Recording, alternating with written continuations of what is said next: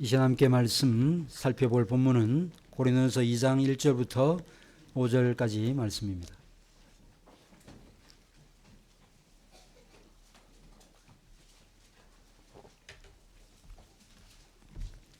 고린도전서 2장 1절부터 5절까지 말씀 보겠습니다.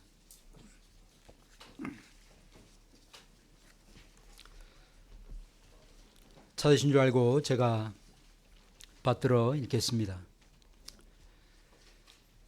형제들아, 내가 너희에게 나아가 하나님의 증거를 전할 때 말과 지혜의 아름다운 것으로 아니하였나니 내가 너희 중에서 예수 그리스도와 그가 십자가에 못 박히신 것 외에는 아무것도 알지 아니하기로 작정하였음이라.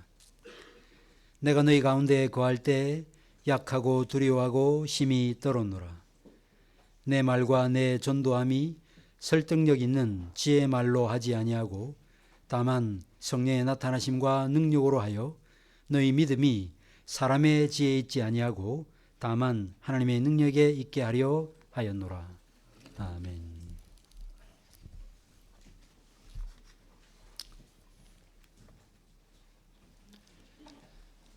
우리가 다 알고 모두가 동의하는 바대로 죄와 허물로 죽어가는 영혼을 살릴 수 있는 유일한 수단은 복음입니다. 복음은 죄 많은 인간을 구원하기 위하여 제2위신 성자께서 사람이 되셔서 우리 대신 십자가에서 죄값을 치르셨다라는 사실을 믿으면 누구나 구원을 얻을 수 있다라고 하는 소식입니다. 이 복음을 믿게 되면 죽어서는 말할 것도 없고 살아서도 하나님의 복된 통치와 다스림을 받으면서 새 생명의 삶을 살 수 있습니다. 이런 은혜를 받아 누렸던 바울은 로마서에서 이 복음은 모든 믿는 자에게 구원을 주시는 하나님의 능력이 됨이라고 말씀했습니다. 이처럼 복음이 구원을 가져다 주는 다이너마이트와 같은 능력이 있는 것이라면 우리가 이 복음을 어떻게 전해야 되겠는가 하는 질문을 제기할 수 있을 것입니다. 복음을 어떻게 전해야 될까요? 이처럼 능력 있는 복음이라고 하면 소극적이보다는 적극적으로 복음을 전해야 될 것이요, 이 복음의 내용과 무게에 합당한 자세와 태도로 복음을 전해야 될 것입니다. 그러면 어떻게 하면 이렇게 복음을 전할 수 있겠는가? 우선은 복음이 무엇인지를 알아야 할 것입니다. 이미 제가 복음이 무엇인지 간략하게 말씀드렸고 또 우리 가운데 모든 분들이 복음에 대한 기초적인 지식을 가지고 있을 것입니다. 바울은 고린도전서 1장 18절에서 복음을 십자가의 도라고 말했습니다. 도라고 하는 것은 말씀을 의미합니다. 로고스, 십자가의 말씀이라는 뜻입니다. 단지 어떤 교리로서의 체계나 이론만을 가리키는 것이 아니고 실제로 예수께서 십자가에 못 박혀 돌아가신 사건을 포함하는 말입니다. 만약에 예수께서 실제로 십자가에 못 박혀 돌아가시고 죽음에서 일어나지 않으셨더라면 예수 믿어서 구원받는다라는 이 말은 거짓이 되고 말 것입니다. 결국 우리가 복음을 믿어서 구원에 이를 수 있는 것은 예수께서 성육신과 고난과 죽음, 부활과 승천으로 이 복음의 토대를 마련해 주셨기 때문이죠. 그런데 바울이 그리스도의 성육신, 고난, 죽음, 부활, 승천 이런 것들이 다 있는데 특별히 십자가의 도라고 표현을 한 이유가 무엇일까요? 부활의 도라고 말할 수도 있는데 왜 십자가의 도라고 말했을까요?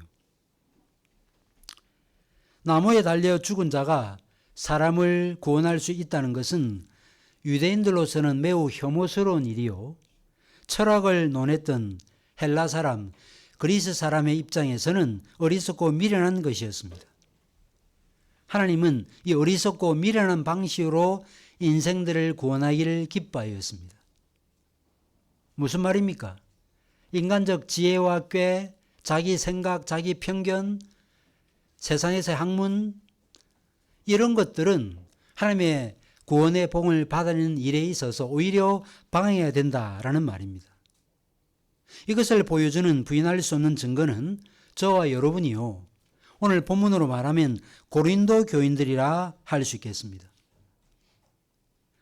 고린도서 1장 26절에 나타난 바대로 고린도 교인들 중에는 지혜로운 자, 능력 있는 자, 가문이 좋은 사람이 많지 않았습니다. 말하자면 세상적으로 잘 나가는 사람이 별로 없었다는 말입니다. 물론 이 말은 예수 믿는 사람은 대부분 지적으로 열등하고 경제적으로 어려운 사람들이다, 그런 뜻이 아닙니다. 이 말은 구원 얻는 일에 관한 한 인간적인 노력이나 지혜, 가문 등이 모종의 작용을 할 수 없다는 뜻입니다. 이처럼 하나님께서 사람을 구원하시는 방법을 세상의 지혜와 능력으로 알 수 없다. 오히려 세상의 지혜와 세상의 무엇이 복음을 받은 일과 관련해서 거침돌이 된다고 하면 복음을 전하는 복음 전도자는 당연히 세상 지혜로, 세상의 언변으로, 지혜의 아름다운 말로 복음을 전하려고 해서는 안 될 것입니다. 무엇보다 이런 사실을 염두에 둘 때 나는 말을 조리 있게 하지 못한다는 이유로 복음 전하는 일을 꺼리해서도 안 될 것입니다. 사도 바울 당시 문법, 논리학, 수사학 이런 것들이 대개 발달을 했습니다.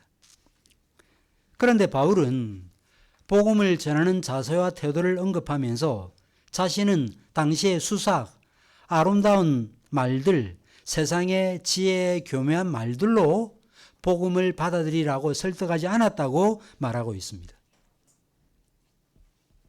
그 이유는 복음 자체가 갖고 있는 특징이 그렇기 때문인데, 본문 1절에 보면 복음을 가리켜 하나님의 증거라고 말했습니다. 하나님의 증거, 사람의 증거가 아닌 하나님의 증거라고 말했습니다.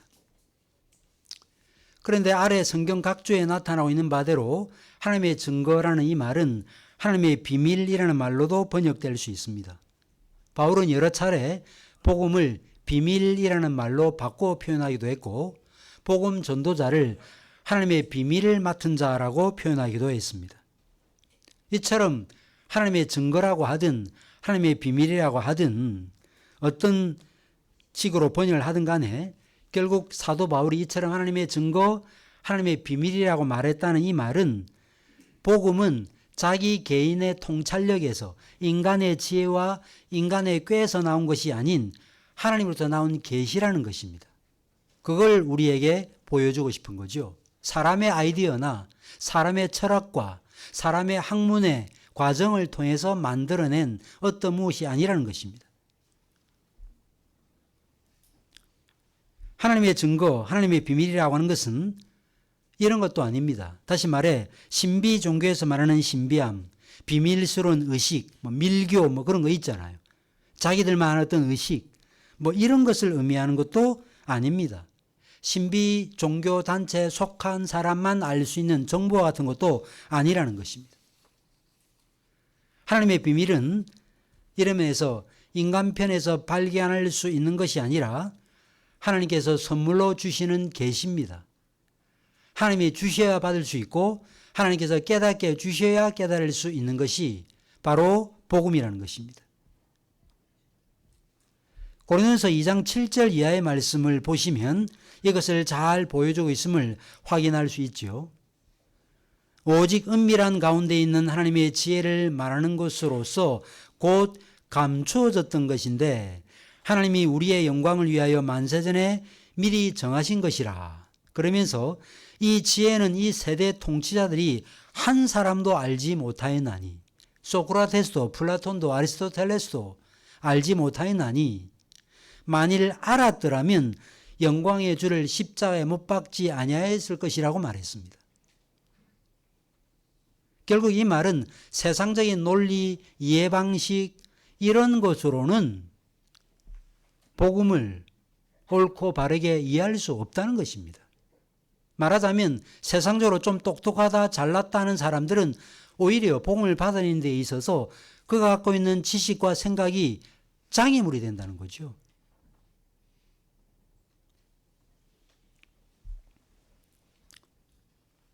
여기 은밀한 가운데 있는 하나님의 지혜라는 표현을 했습니다. 바로 이 지혜는 다름 아니라 그리스도를 가리킵니다. 2절에도 바울은 내가 너희 중에서 예수 그리스도와 그의 십자가에 못 박힌 것 외에는 아무것도 전하지 않기로 작정했다고 말했습니다. 이것은 바울의 결단을 보여주죠. 내가 복음을 전할 때 구수한 이야기하고, 그 다음에 세상 돌아가는 이야기 좀 하고, 그 다음에 세상에 내놓으라는 선생들이 이랬다 저랬다 혹은 무슨 통계 수치를 말하면서 그런 식으로 복음을 전하지 않았다는 거예요. 그런 식으로 설교하면 안 된다는 것입니다. 그런 식으로 전도하는 것이 아니라는 것입니다. 그래서 바울은 갈라디아서에서도 내게는 십자가 이외에는 아무것도 자랑할 것이 없노라고 말했던 것입니다. 그렇다고 바울이 복음 전할 때 십자가의 도만 전하겠다라고 말해서 단순히 십자가를 믿으세요, 십자가를 믿으세요 이런 식의 명제만 반복했다라는 뜻으로 오해해서는 안 됩니다. 여러분이 사도행전을 읽어보시면 베드로의 설교도 나타나지만 사도 바울의 설교도 나타나지 않습니까? 13장, 17장 등등에서 사도 바울의 설교가 나타나거든요. 그리고 서신서를 읽어보십시오. 바울이 인간의 죄와 그리스도의 고난과 죽음, 부활과 재림과 심판, 성령의 역사, 권세 잡은 자들 아래에서 우리는 어떻게 신앙생활이 될 것인가? 모든 포괄적인 삶에 대해서 풍성하게 말하고 있음을 알 수 있습니다. 그러나 이런 모든 것들도 심지어 예수님의 성육신 부활과 재림과 심판도 십자가에서의 대속의 죽음과의 관계 안에서만 이런 것들이 의미 있다 그 말이에요. 그러니까 모든 것들을 다 연결하는 게 바로 죽음이라는 거예요. 이게 빠져버리면 고난이 무슨 의미가 있고 부활이 어떻게 성립되며 우리의 죄는 어떻게 해결될 수 있습니까? 그래서 사도 바울은 복음을 가리켜 십자가의 도라고 말했던 것입니다.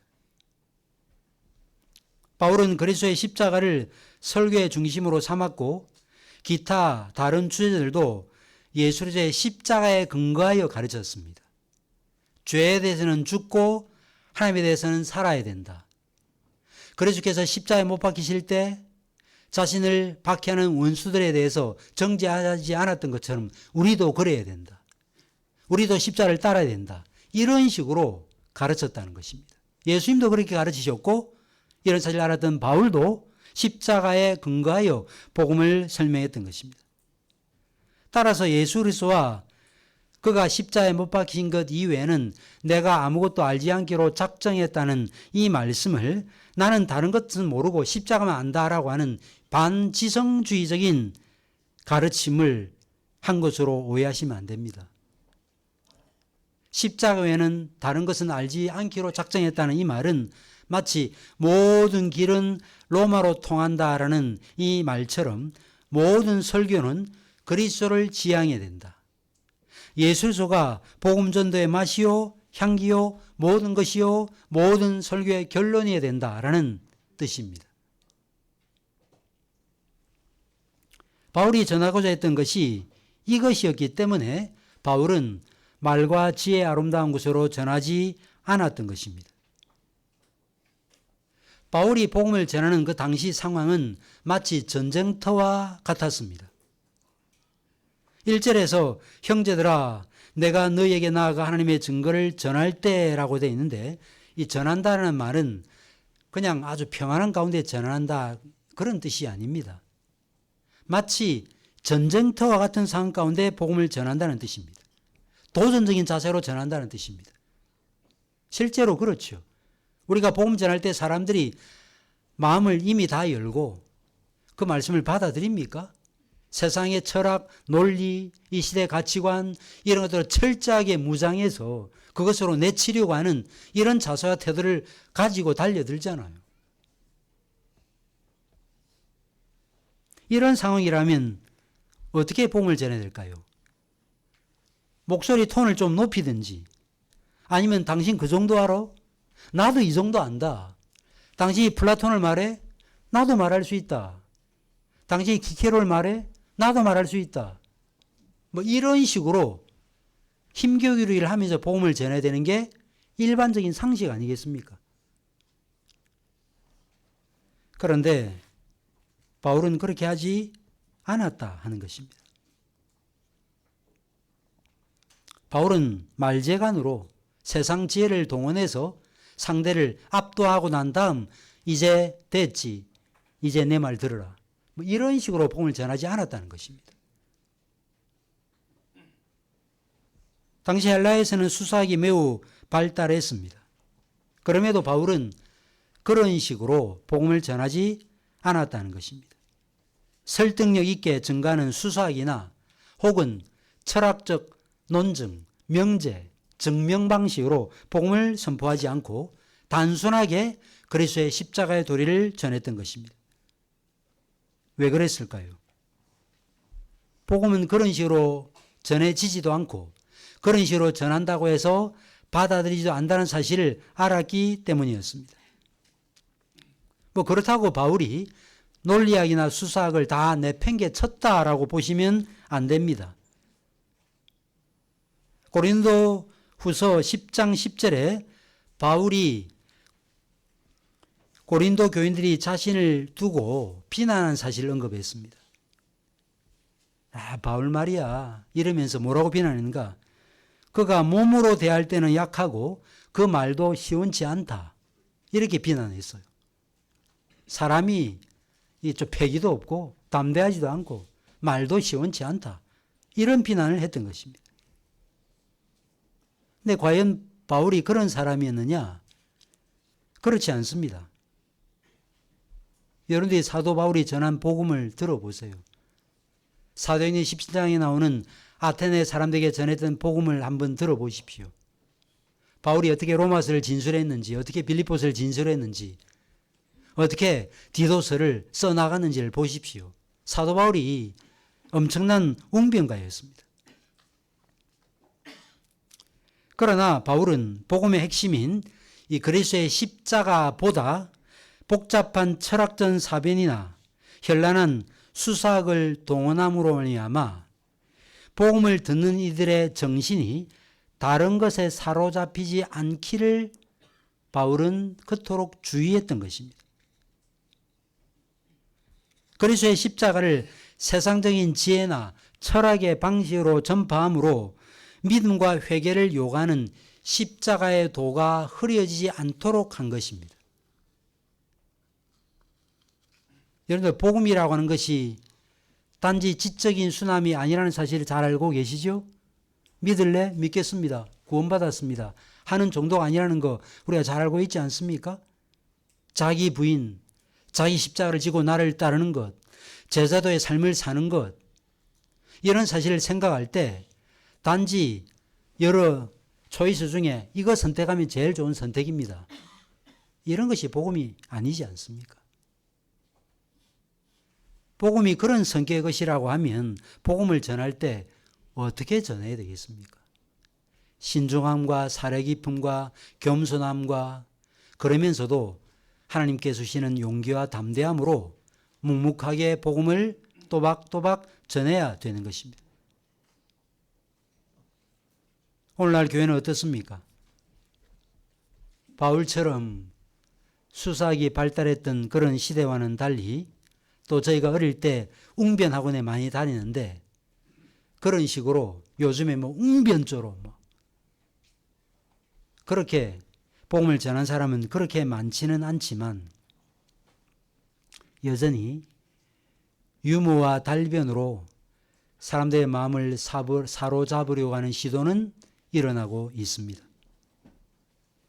말을 잘하는 거 장점입니다. 부인할 수 없는 장점이에요. 왜? 전도는 말로 이루어지는 행위이기 때문입니다. 그러나 말 잘하는 것이 때로 복음 전도에 상당한 걸림돌이 된다는 것입니다. 20여 년 전에 어떤 목사님이 저에게 본인은 설교 한 5편 정도는 이미 준비가 되어 있어서 언제라도 복음을 전하라 그러면 전할 수 있다, 그런 말씀을 하시더라고요. 그래서 제가 되게 부러워했습니다. 왜냐하면 저는 허덕허덕 했거든요.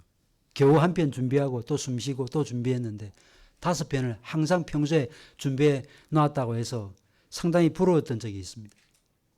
그런데 그분이 어느 날 설교를 했는데 제 부러움이 사라졌습니다. 말을 너무 잘하는 거예요. 거의 원고도 안 봐요, 거의. 그런데 그 내용 안에는 그리스도가 그렇게 드러나지 않았습니다. 한 편의 강의나 권면은 될 수 있을런지는 몰라도 그것을 설교라고 말할 수 없습니다. 하나님의 증거라고 말할 수 없어요. 오늘날 교단에서 강단에서 복음을 전하는 분들 중에 설교가 아닌 강의와 권면하는 분들 없지 않습니다. 무슨 헌신 예배 했는데 가만 들어보면 무슨 건강하게 잘 사는 거, 부부관계 잘하는 거, 이런 강의예요. 세상 철학, 뭐 이런 거요. 아, 상당히 그 지식이 좀 깊구나. 뭐 이런 거지, 복음이 아닌 경우들 없지 않습니다.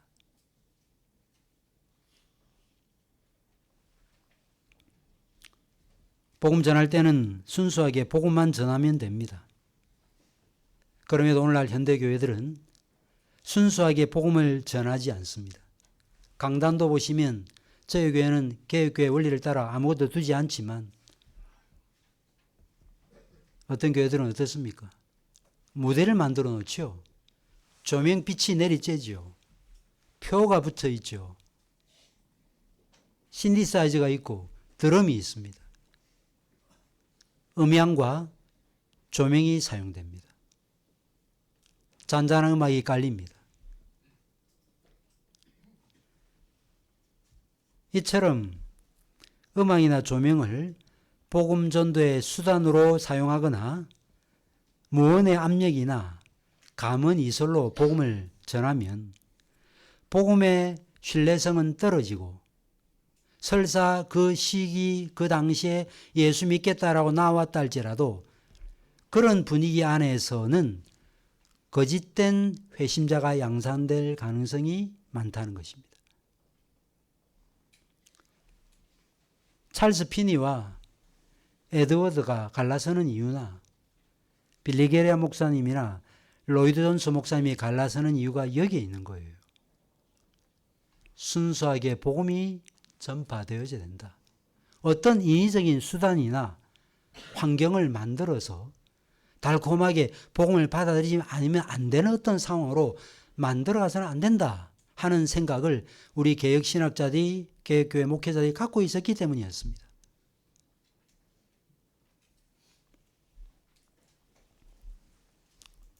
복음을 전함에 있어서 주의해야 될 점은 이런 면에서 처음에는 은혜로 시작했다가 나중에는 엉뚱한 것으로 흘러가는 것입니다. 처음에는 그리스도의 복음, 은혜의 복음만을 전했다가 복음은 어디로 가고 점점 교회가 시간이 지나면 뭐가 많아진가 하면 행사가 많아집니다. 전도 축제 뭐 하면서 제가 그런 것들을 상당히 경계하는 이유가 거기에 있습니다. 나중에는 한 영혼에 대한 깨어진 마음, 사랑하는 마음은 어디로 간 것도 없고 복음 전해가지고 사람들을 데려놔야 된다라고 하는 무언의 압박 때문에 그 일에 힘쓰든지 아니면 다른 어떤 이유 때문에 복음 전도에 열심을 내는 그런 경우들이 없지 않은 것입니다. 그렇게 되면 교회로서의 기능을 발휘하지 못하게 되고 교회가 이 땅에 존재할 의미를 그 교회 안에서는 찾기가 매우 힘들게 되는 겁니다. 복음을 전할 때 무엇보다 주의해야 될 것은 세상 철학과 인간의 지적 능력을 앞세워서는 안 된다는 것입니다. 세상 철학이나 인간의 논리와 지혜는 믿는데 아무런 기여를 하지 못합니다. 전도자가 논리적으로 설득하고 이를 통해서 어떤 사람이 전도자의 논리력에 설득을 당해도 논리적 설득력은 지적 수납은 갖도록 만들지만 믿음은 만들어내지 못해요. 믿음은 성령 하나님께서 오직 주셔야만 받을 수 있습니다. 내가 가지고 줄 수 있는 게 아니에요. 우리는 복음을 전할 뿐입니다. 복음을 전하면 하나님께서 그 복음 전도사에게 은혜를 주시는 거죠. 그것을 위해서 우리는 기도하는 것입니다. 우리 모두가 함께 한 주간 동안 기도해야 될 내용이 바로 이런 것입니다. 이런 사실을 알았기에 바울은 복음 전하는 자세와 태도가 매우 신중했습니다. 3절에서 그 사실을 언급하고 있지 않습니까? 내가 너희 가운데 거할 때 약하며 두려워하며 심히 떨었노라. 심히 떨었다 그랬습니다. 바울이 죽을 것을 아까워해서 떨었겠습니까? 바울이 뭐라고 고백했어요? 내가 하나님의 나라의 복음을 증거하는 일을 마치려면 내 목숨을 조금 더 귀한 것으로 여기지 않는다고 말했던 사람이 바울이에요. 그럼 뭘 두려워했겠습니까? 뭐 때문에 떨었겠습니까? 우리 주님도 마찬가지요. 십자가의 죽음을 앞두고 왜 떠셨습니까? 목이 달아날까 봐 떠셨던 것이 아니었죠. 바울도 마찬가지 아니었습니까?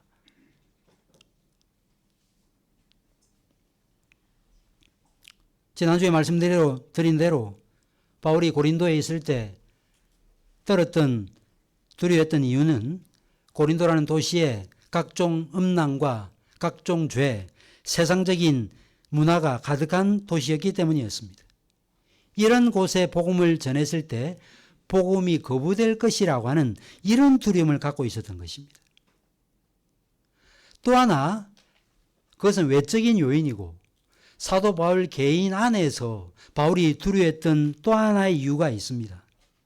그것은 복음이 가진 깊은 지혜와 영광에 비해 자신이 얼마나 무지하고 무능한 존재인지를 알았기 때문이었습니다.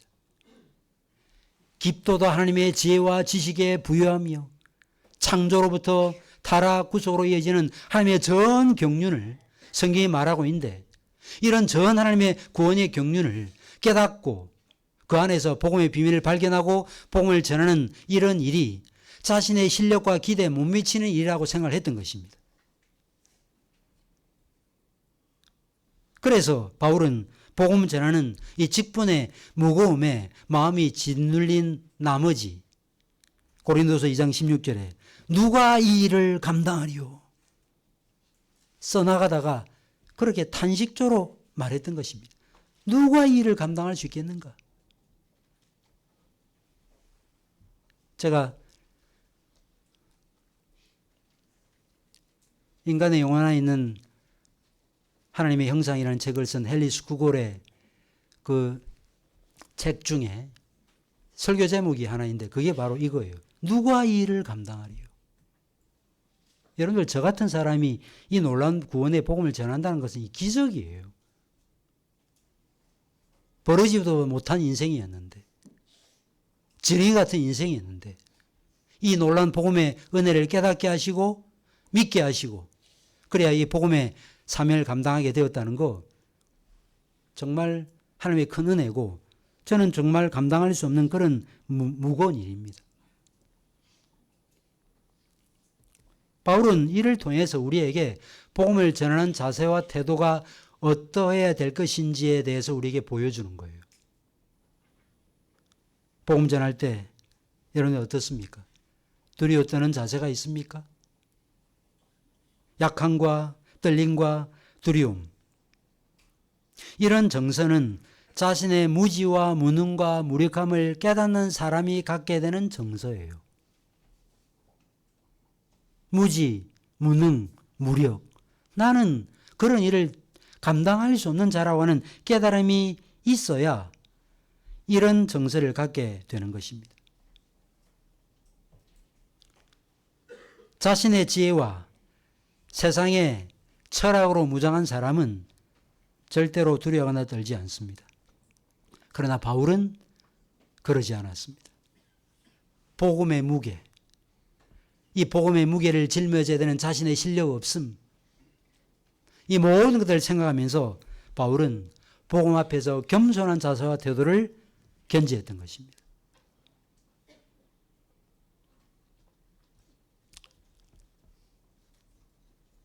때로 다른 교회 제가 갈 때가 있습니다.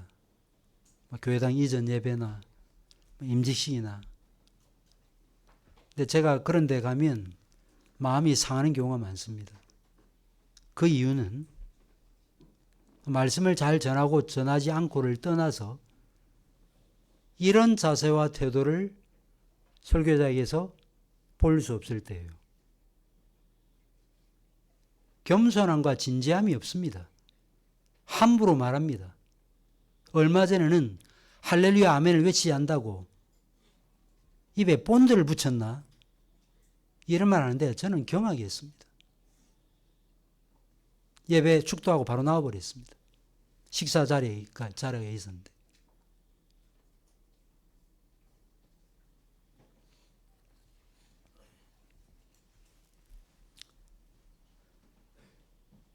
내가 너희 가운데 거할 때 약하고 두려워하고 심히 떨어노라는 이 말은 바울이 다른 사람과 비교해서 세상 지혜나 학문에 열등감을 느껴서 한 말도 아니었습니다. 이 말은 인간적인 능력을 철저히 부정하고 불신하는 태도에서 나온 말이었습니다. 바울은 자신에게는 의지할 만한 것이 무엇도 없기 때문에 복음을 전할 때 약하고 두려움에 떨지 않을 수가 없었던 것입니다. 이 마음을 모든 말씀사역자들은, 복음 전도자들은 평생 가져야 되는 것입니다. 약하고 떨고 두려워하는 거 누가 봐도 약점이죠. 그러나 복음의 능력이 드러나는 일에 관한 한 이런 자세는 장점이에요. 고린도후서 12장 9절 우리가 잘 알고 있는 내용입니다. 바울이 육체의 가시를 제해주시기를 3번씩이나 기도했는데 하나님께서 뭐라고 응답했습니까? 내 은혜가 내게 족하도다. 이는 내 능력이 약한 데서 온전해짐이라 하신지라고 말씀했습니다. 그때 바울은 어떤 자세를 보였습니까? 내가 도리어 크게 기뻐함으로 나의 여러 약한 것들에 대하여 자랑하니니 이는 그리스도의 능력이 내게 머물게 하려 함이라고 말했습니다. 그런 자에게 하나님의 능력이 임하는 것입니다.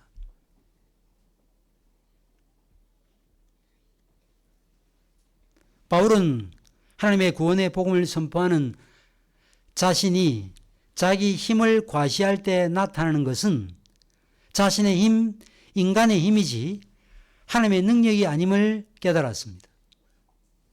역으로 자신의 무력함을 철저하게 절감하는 가운데 십자가의 복음을 전할 때는 듣는 이들로 하여금 변화되고 구원받도록 하는 구원의 능력이 확연하게 드러난다는 사실을 깨달았던 것입니다.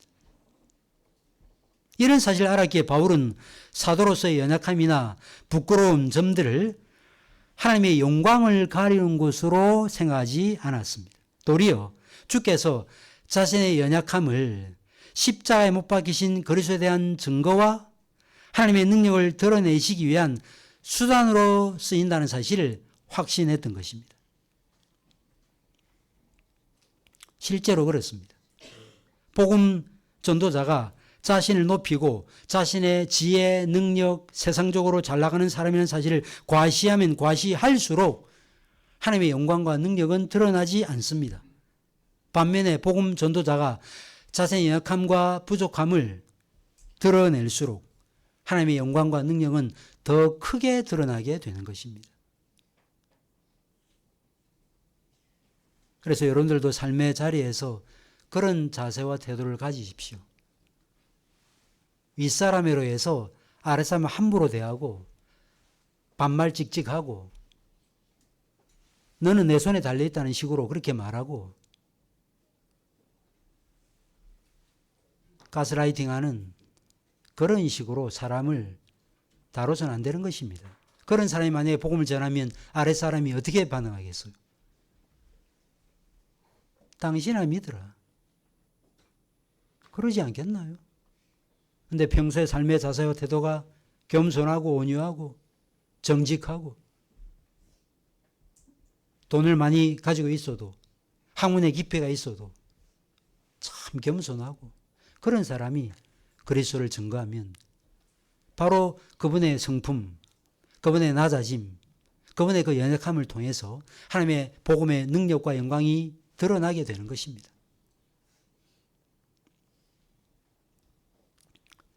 오늘날의 그리스도인들은 어떻습니까? 많은 설교자들 복음 전할 때 앞서 제가 언급했지만 두려워 떨지 않습니다. 처음에는 떨었을 거예요. 그런데 자꾸 하다 보니까 뭐 괜찮네.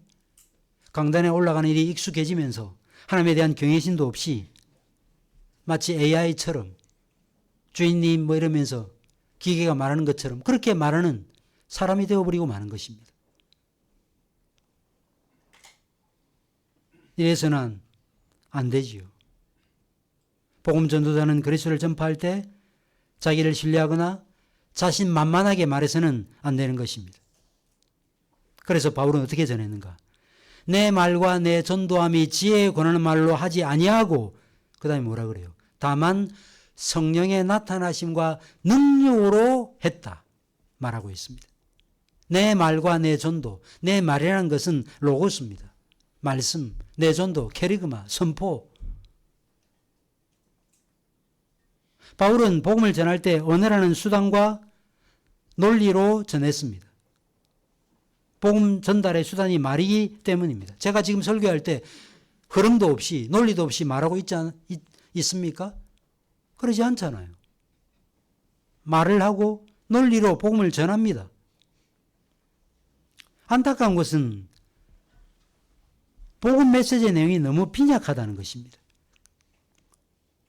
가만 듣고 있으면 그냥 뭐 다른 교수들한테 세상 선생들한테 유튜브에서 들을 수 있는 강의 내용이에요. 그런 내용에 불과해요. 별로 남는 게 없습니다.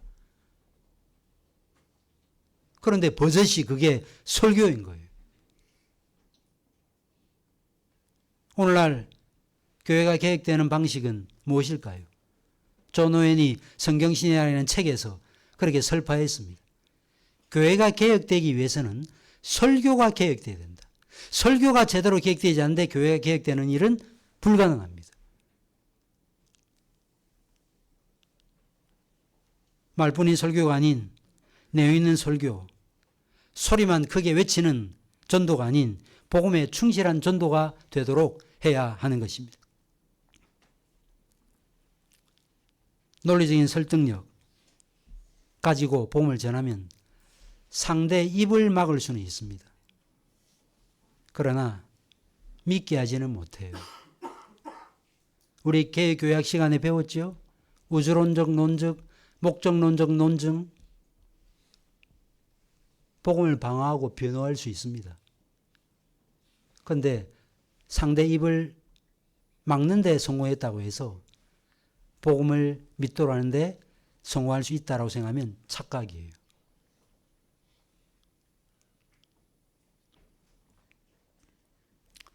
그래서 바울은 성령의 나타나심과 능력으로 복음을 전했다라고 말했고 데살로니가 교인들이 사도 바울의 말을 사람의 말로 받지 않고 하나님의 말씀으로 받았던 것도 이 때문이었습니다. 성령의 나타나심과 능력으로 복음을 전했기 때문에 바울의 말을 한 개인의, 한 목사의 말로 받지 않았다는 거예요.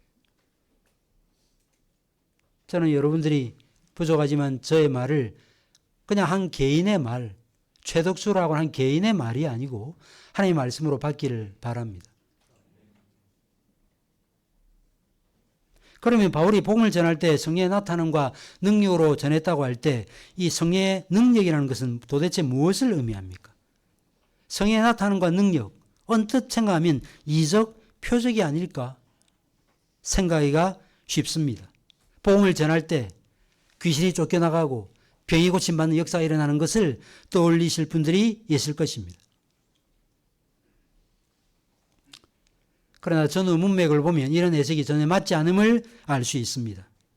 바울은 고린도서 1장 23절에서 십자가의 도가 표적을 구하는 유대인들에게는 걸림돌이라고 말했습니다.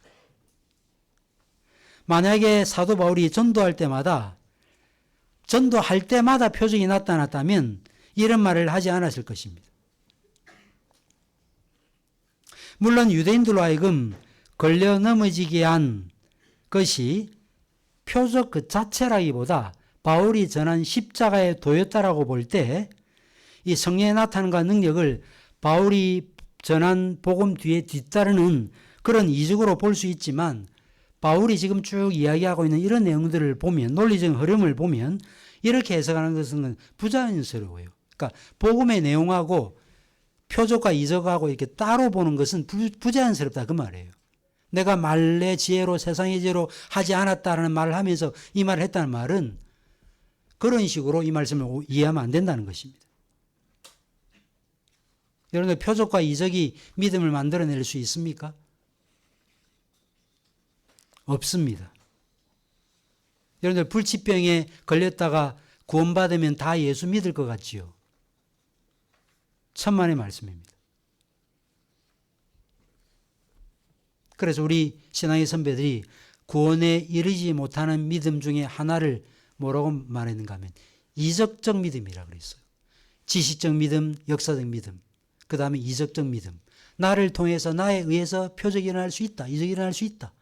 그런데 마태복음 7장 후반부에 뭐라고 말합니까? 마지막 날 거짓 선지자들이 뭐라고 말해요? 주의 이름을 귀신도 내어 쫓고 병도 고쳤습니다. 주님이 뭐라고 말씀하셨죠? 나는 너를 도무지 알지 못한다. 한 번도 너를 안 적이 없다. 너는 나하고 인격적 관계가 없다라고 말했던 것입니다.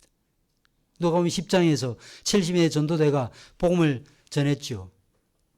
귀신이 쫓겨나가고 병든 자가 고침받았습니다. 용기 100배에서 돌아왔습니다. 주님이 뭐라고 말씀했습니까? 너희들 그런 것으로 기뻐하지 말고 너희 이름이 하늘의 생명체에 기록된 것으로 기뻐하라고 말했습니다. 불치병에서 고침받으면 안 죽습니까? 손에 금가루가 나오면 어떻게 되나요?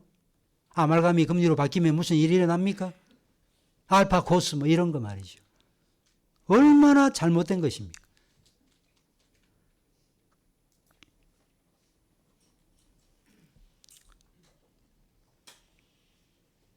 표적은 그럼 뭡니까?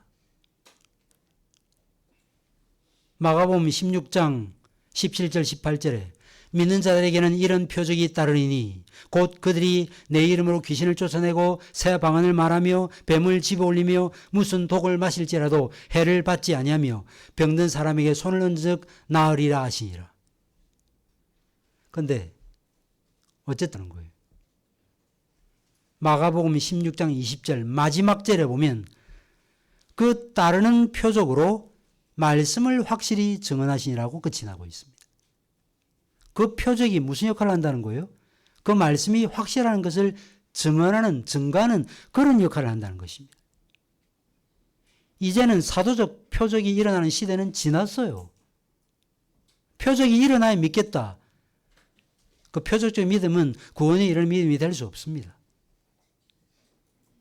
결국 복음 선포가 믿음을 만들어내는 것이지 복음 그 자체가, 표적 그 자체가 믿음을 만들어낼 수 없는 것입니다.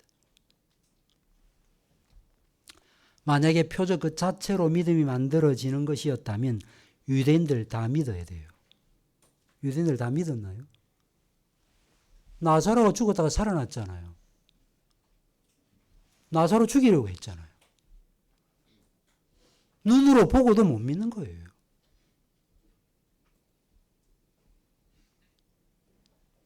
오히려 극렬하게 반대하고 핍박했습니다.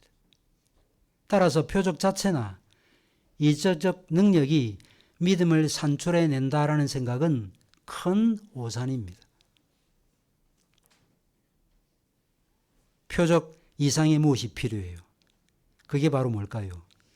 성령께서 우리 마음에 친히 증거하시어 믿게 하시는 사역. 이게 핵심입니다. 누가 믿으라 믿으라 왜 못 믿느냐 그렇게 해서 받아들인 게 아니고 누가 뭐래도 나는 하나님께서 나로 믿게 하셨다. 하나님께서 나로 믿게 하시므로 믿었다. 하는 이 확신, 이 일은 성령께서 친히 행하신 일인 것입니다. 결국 내 말과 내 전도함이 설득력 있는 지혜 말로 하지 아니하고 다만 성령의 나타나심과 능력으로 했다는 이 말씀은 내 말과 내 전도함이 성령에 의해서 능력 있게 증명된 분명한 증거에 의한 것이었다. 그런 뜻이에요.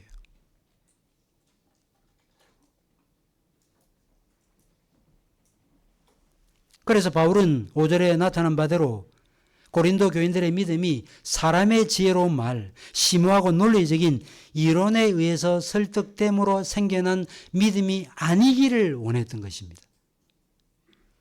논리적으로 설득하면요, 설득당해요. 제가 비교적 좀 빨리 복음의 은혜를 어쨌든 잊고 선교단체에 들어오기도 하고요. SFC라는 선교단체에서는 제가 간사 생활하면서 아마 우리나라에서 거의 첫 번째로 전도폭발 훈련 받았습니다. 전도폭발 훈련 소개하잖아요. 믿겠습니까? 그럼 믿는다 그래요. 그렇게 해서 복음을 받아들인 사람이 없지 않습니다. 좋은 도구일 수 있어요. 그러나 예수님께서 언제 도입 질문 다르고 핵심은 똑같고 이런 식의 복음을 전하신 적이 있나요? 니고데모 대하는 방식이 다르고요. 수가성인 대하는 방식이 달라요. 이교본인에서 복음을 전하는 방식이 다르고 유대인에게 복음을 전하는 방식이 다르고 이방인에게 전하는 방식이 다릅니다. 아테나라는 도시에서 전하는 방식이 다르고 고린도 지역에서 전하는 방식이 다른 거예요. 그래서 우리는 무슨 그런 훈련, 외워서 하는 훈련이 아니고 총체적 복음을 내 영적 사고방식 안에 집어넣어서 누구를 만나도 그 말씀에 제대로 변증할 수 있는 실력을 갖추는 것이 이게 바로 전도 훈련이고 우리가 바로 그런 사람이 되어져야 복음을 분명하게 전할 수 있는 것입니다. 그런 예가 사도행전 2장에 나타나죠. 사도 바울이 복음을 전했을 때 어떤 반응을 보였습니까? 우리가 어찌할꼬라고 말했습니다. 불과 방망이요 자외의 날선 검과 같은 이 말씀이 인간의 영혼의 오장육부를 완전히 찔러 쪼개버리고 만 것입니다. 그래야 자신들이 감격하고 그 영혼이 깨어지는 마음을 갖게 되어서 빌립보 관상도 마찬가지였지만 도대체 우리가 어떻게 해야 살 수 있습니까? 복음 앞에서 떨면서 그런 반응을 보였다는 거예요. 그럴 때 주 예수를 믿어라. 그러면 너와 내 집이 구원받는다. 믿고 회개하면 성령을 선물로 받는다. 그럴 때 그 영혼이 거듭난 거예요. 설교를 들으면서 성경에 이런 내용도 있었군요. 성경도 뭐 좀 믿을만 하네요. 이런 단순한 깨달음에 그치지 않고 복음을 전하면 한 사람의 삶이 완전히 뒤집어지는 것입니다. 뒤집어지는 거예요. 지성의 벼락을 맞는 것입니다. 자기 이전의 삶의 가치관과 삶의 방식을 포기하는 것입니다. 다른 그 어떤 것보다 복음을 귀중하게 여기는 것입니다. 이것만이 내 살 길입니다. 다른 거 다 빼앗겨도 이것은 빼앗길 수 없습니다라고 고백하게 만드는 게 그게 바로 복음이요. 이렇게 복음을 전할 때 복음이 능력이 나타났다고 말할 수 있는 것입니다.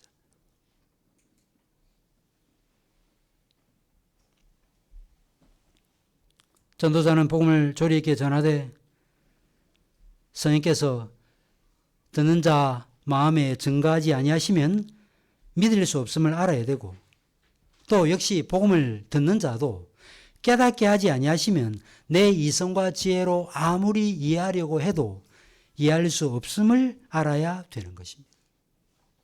이런 사실을 알게 되면 기도하게 되는 것입니다. 주님 도와주십시오. 주님 깨닫게 해주십시오. 말씀을 옳고 바르게 전하게 해주십시오. 제 말과 제 논리로 제 지혜로 말씀 전하지 않게 해주세요. 그리고 듣는 사람이 마음문을 열고 그 말씀을 받아들일 수 있도록 해달라고 기도해야 되는 것입니다. 저는 이 한 주간 이런 마음의 자세와 태도로 여러분들이 기도해 주시기를 부탁드립니다. 장기 결석자, 낙심한 분들, 그토록 예수 믿으라고 해도 믿지 않는 부모, 자녀, 형제, 이웃, 지인들 있잖아요. 그냥 논리적으로 설득당하는 그런 시간이 아니고 복음의 능력, 복음의 영광 이것이 드러나서 정말 영혼이 꺾여서 깨어져서 내가 이 복음을 받아들이겠습니다.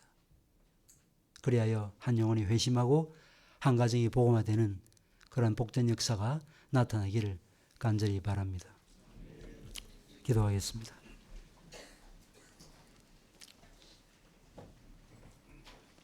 하나님 아버지, 오늘 저희가 함께 주의 말씀을 통해서 사도 바울이 왜 말의 지혜의 아름다운 곳으로 복음을 전하지 않았는지, 왜 성령의 나타나심과 능력으로만 복음을 전하려고 했는지, 왜 십자가의 도리 이외에는 아무것도 전하지 않기로 작정했는지 오늘 말씀을 통해서 이 모든 이유들을 잘 살펴보았습니다. 사람의 지혜와 이성의 능력으로 도무지 이해할 수 없는 이 복음의 능력은 오직 성령께서 우리 가운데 역사하시고 감동하실 때만 우리의 마음 가운데 이 말씀이 들어올 수 있고, 성령께서 역사하실 때만, 성령께서 친히 우리 심령 가운데 증거하실 때만 복음만이 참으로 나를 살리는 유일한 복음이라는 확신을 가지고 살 수 있다는 사실을 저희가 배웠습니다. 저희가 다음 주일에 전도 초청주일 행사를 앞두고 기도하며 준비하는 과정 가운데 있습니다. 이 모든 준비의 과정 가운데 하나님께서 함께 하셔서 한 사람이라도 제대로 된 복음을 듣고, 한 사람이라도 이 복음을 듣고 회심하고 중생하고, 그리하여 가정이 복음화되는 복된 역사가 나타날 수 있도록 도와주시옵소서. 부족한 사람 붙잡아 주시고 이 말씀을 잘 준비하여 전하게 하시고, 말씀을 전한 자나 말씀을 듣는 우리 모든 각 사람들의 심령 가운데 성령으로 활발하게 역사해 주셔서 이 귀한 복음의 말씀이 선포되고, 선포된 말씀을 믿고 하나님께로 나오는 귀한 역사가 나타나게 하여 주시옵소서. 예수 그리스도의 이름으로 기도하옵나이다. 아멘.